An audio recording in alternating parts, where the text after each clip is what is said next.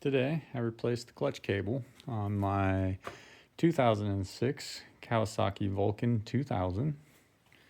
I'd have to take the windshield off.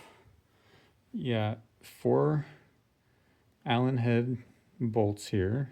1, 2, 3, and 4. They're 3mm.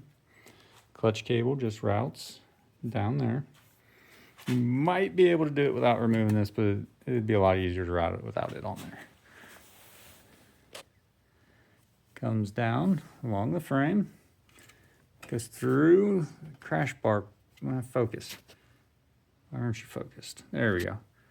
Goes through the crash bar right there in the frame.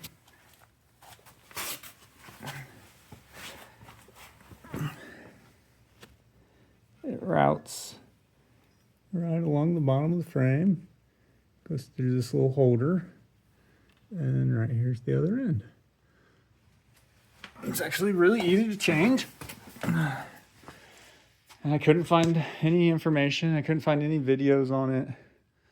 The forums I read said it's just like any other clutch cable. Super simple. Other clutch cables I've done on I don't know how many different bikes, but they all were routed under the fuel tank. So I removed the seats and the fuel tank to get at it, and I didn't need to do that. And yeah, it was a super simple job. Total job probably took me replacing the clutch cable, not removing the tanks and all the unnecessary work I did, probably took 15 minutes at most.